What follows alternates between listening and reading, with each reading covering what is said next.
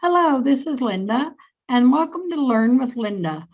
Today we're talking about the development plan, why you need one, and how to create one that works.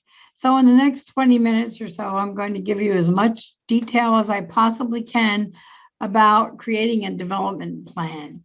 And first of all, I think you need to realize that a development plan is both a process and a product. The process means we're going to talk about why you need a plan and the different development plan elements and who needs to be involved in your plan. So there's a lot involved before you're ready to sit down and put it on paper. But eventually you do have to sit down and put it on paper. So we're going to talk there about what your plan should look like and how you evaluate and update the plan. So we're going to jump right in and talk about some of this. First of all, why planning? Well, it's important to know where you are and where you're going and how to get there, and mostly to keep from getting sidetracked. And I'll tell you why a development plan is really critical, especially in that last regard, that many times someone on your board or someone on your development committee, or maybe even a staff person, comes into a meeting with this fantastic idea that they just thought of. And it's all about, usually it's about a special event. Let's hold a golf tournament because the Boy Scouts just held one and they raised $500,000. So we got to do that too. And before anybody leaves that meeting, they're all excited about this golf tournament without really taking the thoughtful process of how many years has the Boy Scouts been doing that tournament? Maybe they started out losing money the first year and it took them 10 years till they build it up, or 20 years till they build it up to raising $500,000. And is this the right type of event for our organization? Do we know anybody that plays golf? Do we know how to run a golf tournament? Have we ever done anything like this before? So a lot of times I find that nonprofits get sidetracked at their development and board meetings because they really don't have a good handle on having a written development plan that outlines exactly what you're planning to do. And if you have that written plan, then you can say to these people that come in with all these great ideas, and believe me, there are going to be a million of them, and some of them aren't bad ideas, but it just might not be the right thing for your organization. So if you have the written development plan, you pull that out and say, well, folks, we don't have that in our plan for this year, but maybe we can do some research and we'll think about doing it next year. So if you don't have that written plan, you don't have a leg to stand on, really, because your plan is usually that you just run by the seat of your pants. And that's what exactly happens in these situations. And sometimes they turn out to be disastrous. So first of all, you have to think about, where is your development program now? Are you a young development program? And that doesn't mean that necessarily your organization is young. I've worked with some organizations that have been around for years and years, but they really have never done much in the way of fundraising. Maybe they've always gotten government grants, or they've been dependent on one source of funding, and they've never really had a development office. So you may be starting out, and your development plan is probably going to look a lot different from another organization who has been through the mill, who's been around for a while, who's in the youth cycle, the midlife cycle, or even the maturity cycle. So the difference is that a development office who's in its birth cycle, and maybe even in its youth cycle, is looking at things more like infrastructure and building the foundation to do fundraising. And then in midlife, maybe they're already doing some things, but think they could be doing a little better. And even in maturity, they may not be focused on the right things. So look at where your development office is now, and then think about who should be involved in this process. This is part of the process-oriented part of this plan. We'll talk about the product in a few minutes, but remember, it's both a process and a product. So the process is looking at where you are now and kind of evaluating and taking stock of what your development office really needs. And then you look at who should be involved in this. Well, usually if you have a chief development officer, they're the one primarily responsible for the development plan. But you also should involve some non-development staff, your CEO, your CFO, maybe some of your program staff have valuable insights for this development program. And then your board. One of the worst things that you can do is create a development plan in isolation by yourself. And this is what product-oriented people seem to do because they don't want to go through the process. And you develop a plan, and then you hand it to your CEO and your board and say, okay, here's our plan. Now here's what we expect you to do to help us implement it. Well, they're not going to be very excited about implementing it if they haven't had any say in the goals and objectives that you established when you wrote the plan. And then the development committee, they're probably going to be more involved than anybody else in this process because they're the ones who are going to be primarily responsible for implementing the plan along with the development staff. And if there is no development staff, it might be the development committee who's doing the plan. Now, a lot of people also bring in consultants for several reasons. Excuse me. First of all, they may not know how to evaluate where they are. They might need a consultant to really look at their overall development program and say, what could we be doing better? Where should we focus some more of our energies and where should we focus less of our energies? But also the consultant may be the one to write the plan because maybe you don't have the time or the expertise to really develop a full-blown planning document. And the consultant can also give you some ideas on how to implement and evaluate the plan. So there may be a whole group of people involved in this process. Now, remember that the goal of all fundraising activities is to move your donors up what we call the donor pyramid. And you probably have seen that donor pyramid. It's been around for years. That says we start at the bottom of the pyramid with things like creating awareness, doing special events, public relations, that type of thing. And then we finally get to the first time gift from an annual donor. And then that donor, if we're treating them right, they become a renewed donor, a loyal donor, an upgraded donor. And then at that point, maybe they're ready to move into becoming a major donor to a capital campaign or a special project or a major gift program. And at the very top of that pyramid is the ultimate donor, the person who gives you perhaps a bequest or some other type of plan giving instrument. And so everything you're doing in your plan, you should ask yourself, is this doing anything to move donors up the donor pyramid?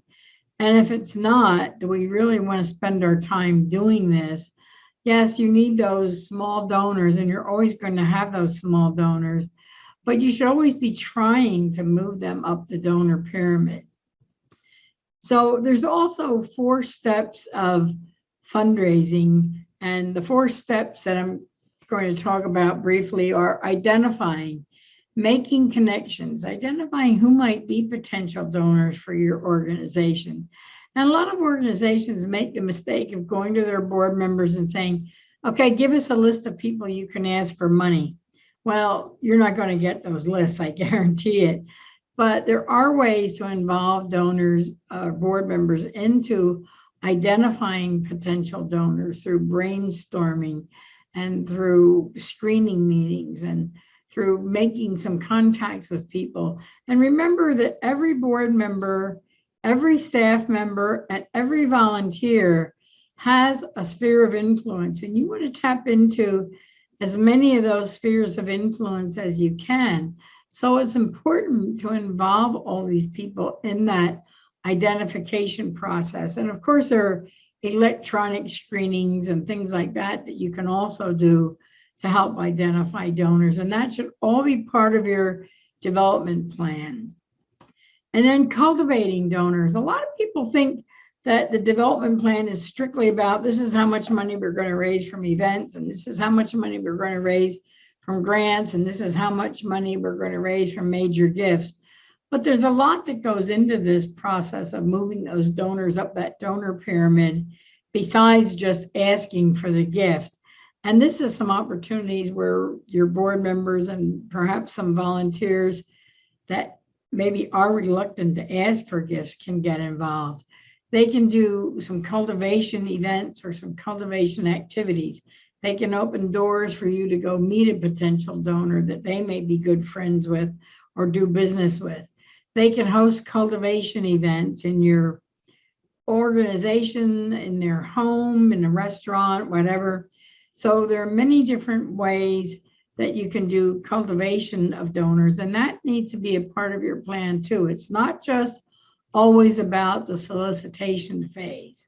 Of course, that phase does have to come up eventually. You do need to make an ask, right? And that can be done through a variety of methods. It can be done through in-person visits with your major donors, especially. It can be done through phone calls. It can be done through direct response, which I mean by that, direct mail, phone appeals, email appeals, other social media, all kind of tools like that, website donations.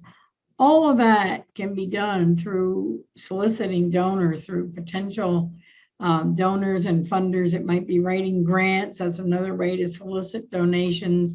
So there are a lot of ways to get involved in soliciting, and hopefully if your board members and your volunteers are involved in creating the plan and setting the goals, they'll be more inclined to get involved in helping you implement the plan through things like solicitation. And then another thing that should be part of your plan is stewardship. We've often talked about good stewardship being the last step in the first gift, but it's also the first step in the next gift. Because if you treat a donor right, they're going to come back to you time after time and maybe become loyal donors and major donors. And the one thing that donors want is to know how you're spending their money. So this needs to be a part of your plan too. How do we thank donors? How do we recognize donors? How do we provide good stewardship of their funds so that their money is being used the way they want it to be used? And you want donors to always feel that you are providing that good stewardship, because it costs you 6 times as much to go out and find a new donor as it does to retain an existing donor. So you should always have in your plan the stewardship methods that you're going to follow too. Now, I mentioned that some of you may be a brand new organization and maybe you haven't done a lot of development, or even if your organization's been around a while, maybe you just haven't done a lot of development. I worked for one organization that was founded in 1904, but when they hired me in 1990, I believe it was, they had never done fundraising. They just weren't required to because they were owned by a public entity. So a lot of times the organization has been around for a while, but fundraising is new. So your development plan may include, in addition to all these other things, a lot more about infrastructure, because a good, strong development program needs a solid infrastructure in place. They need software, they need policies, they need procedures, they need human resources. You've got to have a development staff and volunteers and board members willing to help you. And the organization has got to be committed to fundraising. So maybe part of your job is going to be raising the philanthropic profile of your organization and gaining commitment. And you also need to have a strong ethical standard. So if this is not part of your development office already, these might be some areas that are going to be covered in your development plan. But when you look at the solicitation phase, the important part of a good development plan is you should always diversify. And thinking about what your fundraising pie looks like. How much time are you spending on special events? How much time are you spending on business appeals? How much time are you spending on grants? And a lot of organizations find that they spin their wheels because they're spending way too much time. Usually it's in one of two areas. Either they're spending all their time on special events, or they're spending all their time on grant writing. And those are not the most productive ways to raise money. So you want to diversify not only the methods that you use, but also diversify the constituents that you raise money from. Are you raising money from businesses, foundations, individuals, organizations? And individuals by far contribute the most money to almost any organization. So if you're not developing ways to reach individual donors, you probably need to think about looking at diversifying your constituents when you do your development plan as well. Now, what should your plan look like? Well, you need to have goals, objectives, and I didn't put strategies on here, but that's another item that you need. And then action steps. And a lot of people get confused with all this terminology. So if you haven't taken any of my planning courses and you're not familiar with this, goals are the broad-based thing. So for example, a goal might be, we need to raise more awareness of our organization. Well, that's something that's kind of vague and you can't really measure it. But within that goal, then you set some objectives which are SMART, specific, measurable, action-oriented, realistic, and time-defined. So for example, an objective that you might fill out for a goal of creating awareness might be, we're going to hold a series of cultivation events. Once a month, we're going to do a cultivation event. Well, that's very specific. It's measurable. You can tell if you did it every month. It's action-oriented. It requires some specific action to do it. And hopefully it's realistic for your organization. If that's not realistic, then maybe you do 6 a year instead of 12 a year. And of course, it's time defined. You establish a time frame that you're going to start doing these events, and you may never want to end them. You may want to do them into perpetuity. But then you need the action steps. How are we going to accomplish that? Well, we're going to develop a list of people we want to invite to these cultivation events. We're going to recruit the host for the cultivation event. We're going to determine where we're holding it. Is it in our organization or some other facility, some other location, or is it in a board member's home? Those are specific action steps that you have to do. And what's the agenda going to be? And what kind of refreshments are you going to serve? And that will all be based on your audience, the venue, and the timing of it.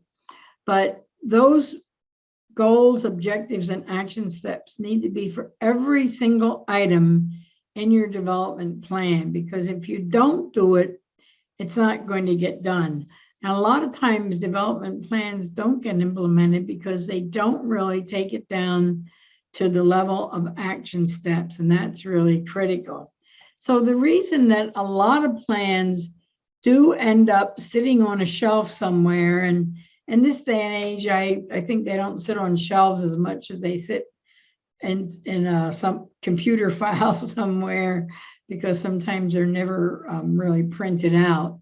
But the main reason that most plans don't get implemented, however, wherever they end up residing, is because they didn't involve the right people. They didn't involve the CEO, the CFO, the board, the volunteers.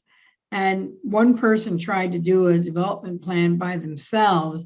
And yes, it might look reasonable, but when you think about it, it's probably not going to get implemented, because you can't hand a plan to a board and say, okay, board, here's what I expect you to do for the next year. They're going to look at you and say, are you crazy? You know, we didn't agree to this. So it's a lot of time the right people not being involved. The other thing is, a lot of times the action steps weren't put in place. And for action steps, you have to answer 3 questions. Who's responsible for doing this? Is it an individual?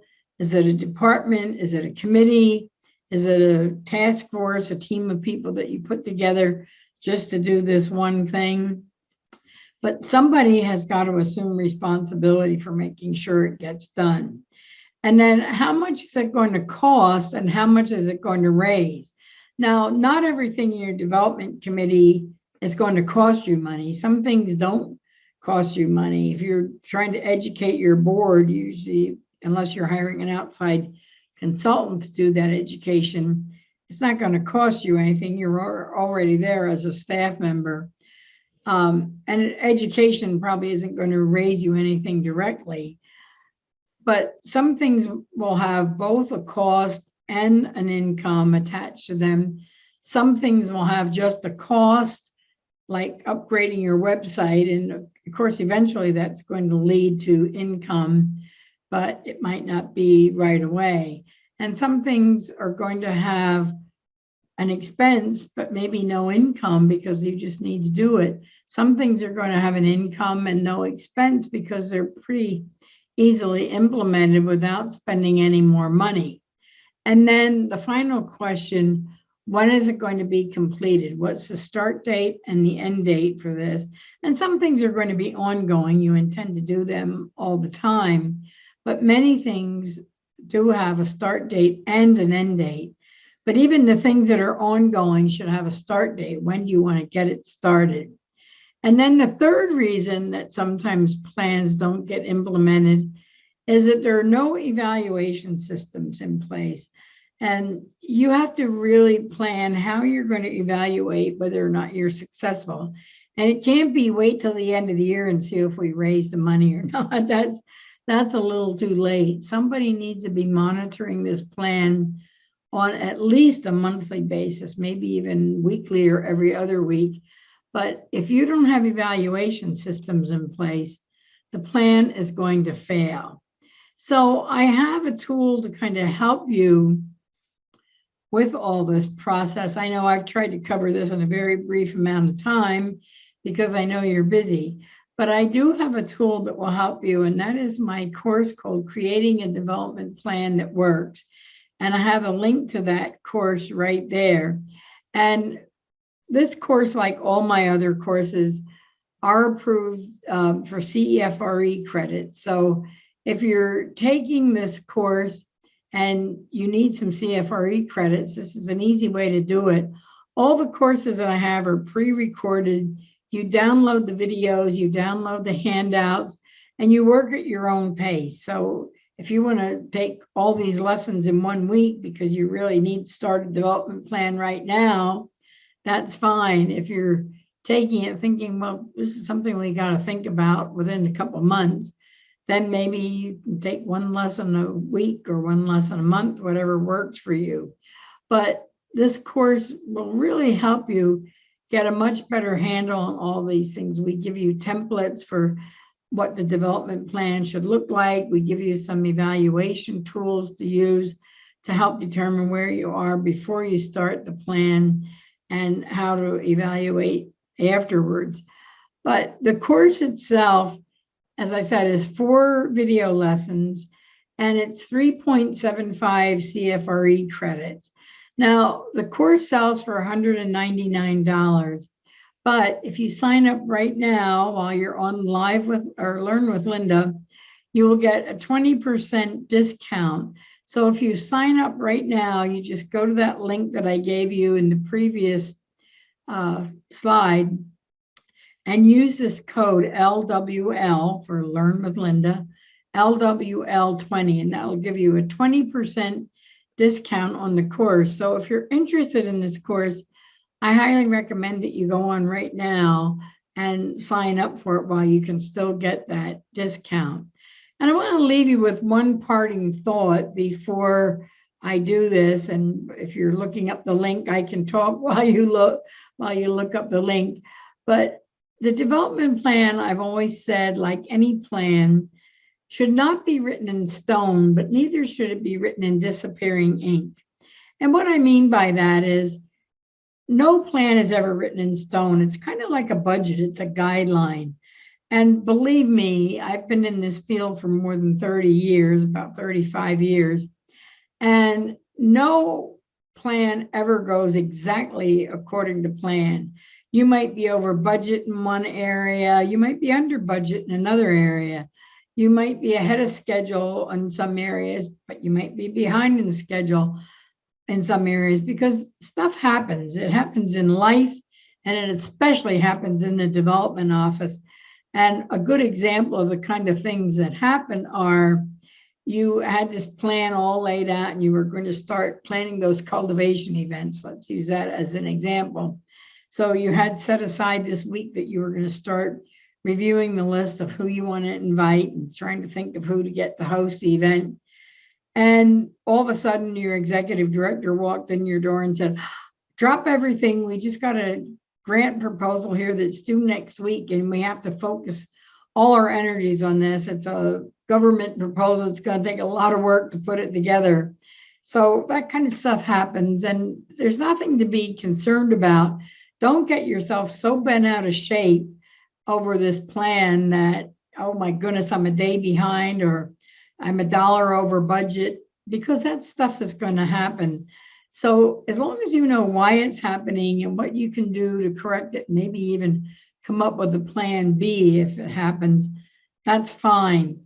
But on the other hand, the plan shouldn't be written in disappearing ink, which means you write it and you do put it on a shelf or in a computer file and never look at it again until the end of the year and say, whoops, we didn't meet our goal, or oh gosh, we went way over budget. Well, the CFO might come to you way before the year if you are a lot over budget. But if you're under budget on income, you can't wait till the end of the year. You've got to know that before you get to that point of saying, oh my gosh, now what do we do? And rather than thinking about laying off staff or losing your job, you can correct a lot of this if you evaluate it and really use it like a living, breathing document. So I hope to see you in my course, and I will look forward to possibly seeing you. I do have a lot of other Learn with Lindas, so feel free to sign up and take any of those. They're all free. And hopefully you'll be able to take all the Learn with Lindas that will help you. So I'll look forward to seeing you in the course and maybe in another Learn with Linda. Bye.